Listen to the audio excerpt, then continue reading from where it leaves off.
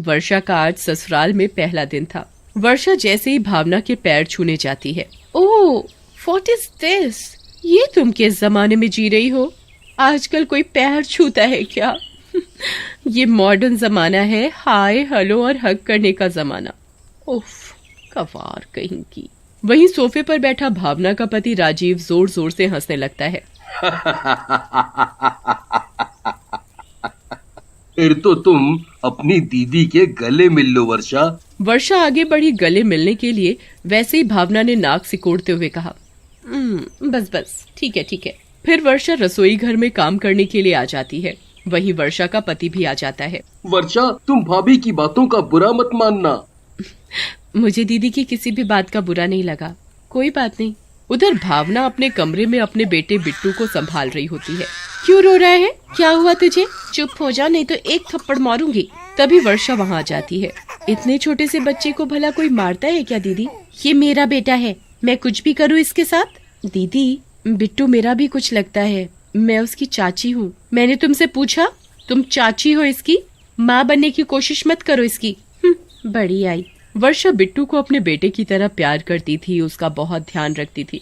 सुबह के वक्त भावना रोटी बना रही होती है और वर्षा बाथरूम में कपड़े धो रही होती है। तभी बिट्टू घुटने के बल रोता रोता भावना के पास जाता है और गोद में आने के लिए जिद करता है। अब क्या हुआ? दिख नहीं रहा मैं रोटी बना रही हूँ? अभी मैं तुझे नहीं ले सकती। बिट्टू तो बस रोए ही जा रहा था। तभी भावना गुस्से से गरम गरम चिमटा बिट्टू को लगा देती है। बिट्टू और जोर जोर से रोने लगता है। वर्षा बिट्टू के रोने की आवाज सुनकर वहाँ आ जाती है। मम्मी को क्यों परेशान करते हो? चाची पास आओ। दीदी, आज ये कुछ ज्यादा नहीं रो रहा है? तभी वर्षा बिट्टू का जला हुआ हाथ देखती है। दीदी, आपने बिट्टू का हाथ जलाया? इतने छोटे बच्चे के साथ कोई ऐसा करता है क्या? ये आपने बिल्कुल अच्छा नहीं किया।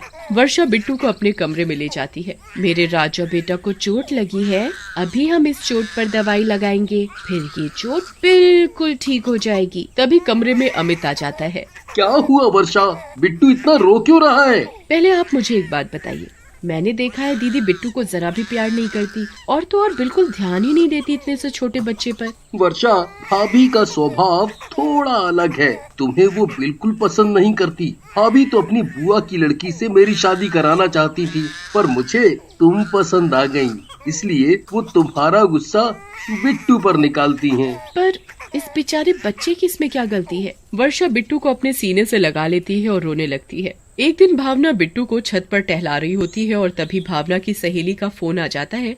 तो भावना बहुत खुश हो जाती है और बिट्टू को अपनी गोद से नीचे उतार देती है। भावना फोन पर बात करने में इतनी व्यस्त हो जाती है कि उसने ये नहीं देखा कि बिट्टू छत के किनारे तक पहुंच गया है। वर्षा छत पर कपड़े सुखाने आती है तो चिल्ला पड़ती है, बिट्टू! जैसे ही वो बिट्टू को पकड़ती है, भावना उसे देख लेती है और वर्षा को पैर अड़ाकर छत से नीचे गिरा देती है। वर्षा नीचे गिरते ही मर जाती है और तभी एक चुड़ैल बन जाती है। आवाज सुनकर राजीव और अमित भी बाहर आ जाते हैं और आसपास के लोग भी इकट्ठे हो जाते हैं। वर्षा, वर्षा, ये तुम्हें क्या हुआ?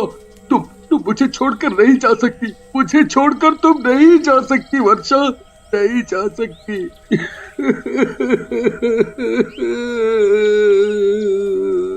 अमित, अपने आप को संभालो।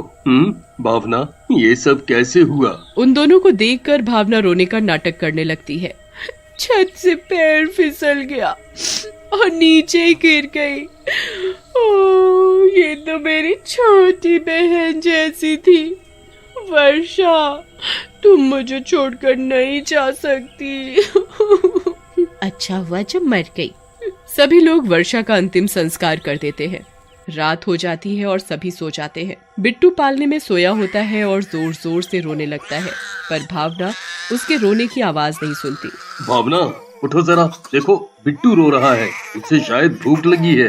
अरे सोने दो ना, सिर में बहुत दर्द हो रहा है। तभी वर्षा चुड़ैल रूप में वहाँ आ जाती है और टेबल पर पानी से भरा गिलास भावना के ऊपर डाल देती है और चुड़ैल गायब हो जाती है। तभी भावना उठ खड़ी होती है। ये किसने डाला पानी? जरूर राजीव ने डाला होगा, पर राजीव तो सो रहे हैं, फिर किसने डाला होगा? ओहो, और इसने दुखी कर रखा है, जब देखो रोता रहता है। अब नींद तो आने वाली है नहीं, इसे ही दूध पिला दो, ये ऐसे ही मानेगी। इसे दिखता नहीं बिट्टू भूख से कितना रो रहा है। सुबह हो जाती है। भावना सोचती रहती है रात के बारे में कि किसने डाला होगा पानी। तभी राजीव वहाँ आ जाता है। राजीव, क्या तुमने डाला था पानी रात को मेरे ऊपर? तुम्हारा दिमाग तो ठीक है, मैं भला क्यों डालने लगा तुम्हारे ऊपर पानी? तुम नींद में पानी पी रही होगी तो तुम्हारे ऊपर गिर गया होगा। हो सकता है मुझसे ही गिर गया होगा। भावना रसोई घर में खाना बना रही होती है, फिर पीछे से चुड़ैल आ जाती है। चुड़ैल चिमटा गर्म करती है और नीचे फर्श पर रख देती है। जैसे ही भावना का पैर उस चिमटे पर पड़ता है तो वो जोर जोर से चिल्लाने लगती है। मर गई मैं, ये चिमटा कैसे नीचे गिरा? आइयो, अभी तो वहाँ ऊपर रखा था और ये इतना ये इतना गर्म कैसे हो गया? मेरा पैर जल गया। तूने भी ऐसे ही बिट्टू को जलाया था ना? देखो अब जब जलता है तो कितना दर्द होता है। चुड़ैल वहाँ से चली जाती है और भावना पैर पकड़कर रोती रहती है। भावना जैसे तैसे सोफे तक जाती है और उस पर बैठ जाती है। बैठते ही भावना सोफे पर ही सो जाती है। बिट्टू वहीं खेल रहा होता है। चुड़ैल देखती है, बिट्टू को अकेला छोड़कर ये भावना चैन से कैसे सो सकती है? अगर बिट्टू को चोट लग गई तो? बिट्टू अपने मुंह में कुछ उठाकर डाल ना ले।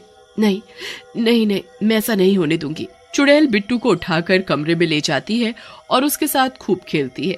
बिट्टू भी खूब खेलता है अपनी चुड़ैल चाची के साथ। फिर खेलकर चुड़ैल की गोद में ही सो जाता है।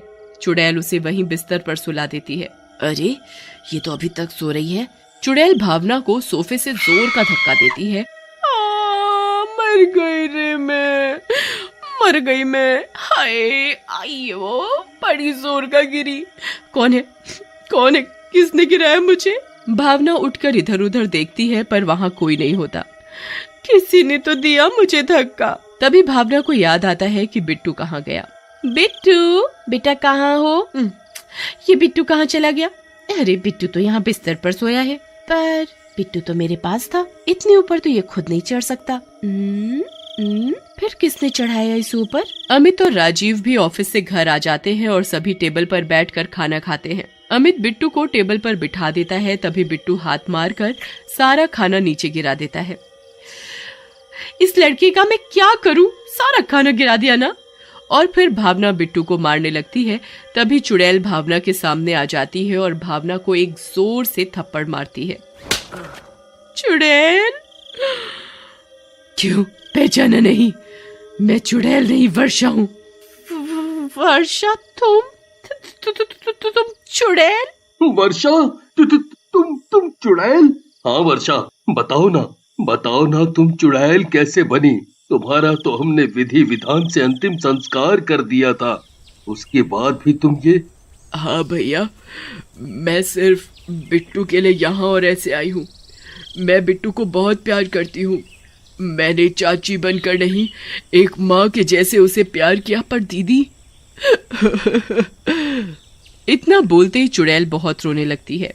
वर्षा, तुम रो नहीं, बताओ ना क्या हुआ? भाभी ने क्या किया? भावना घबरा जाती है कि ये मेरी पोल खोल देगी कि मैंने गिराया था छत से इसे। वर्षा, मेरी प्यारी बहन, तुम्हें बिट्टू बहुत याद करता है। मत बोलो मुझे बहन, तुमने कभी भी बिट्टू को माँ का प्यार नहीं दिया, उसका कभी भी ख्याल नहीं रखा। ऊपर से तुम उस मासूम सी जान पर हाथ उठाती हो। उस दिन तुम छत पर गई थी बिट्टू को लेकर और बिट्टू को नीचे उतार कर फोन पर बात करने लगी। फोन में तुम इतना खो गई कि बिट्टू की तरफ जरा भी ध्यान नहीं गया तुम्हारा कि वो छत के बिल्कुल किनारे पहुंच गया है। अगर मैं वक्त पर आकर उसे ना पकड़ती तो वो नीचे गिर जाता। पर तुमने क्या किया मेरे साथ?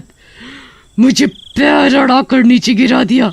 क्या भाभी, तुमने गिराया छत से वर्षा को और हमसे झूठ बोला कि पैर फिसलने की वजह से ये नीचे गिरी है?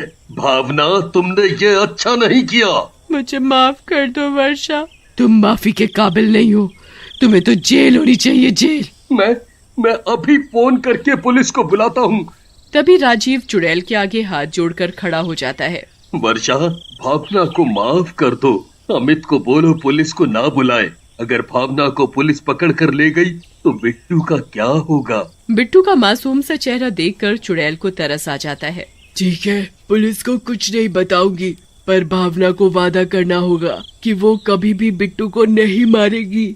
एक बार फिर से मैं माफी मांगती हूँ। और चुड़ैल वहाँ से गायब हो जाती है।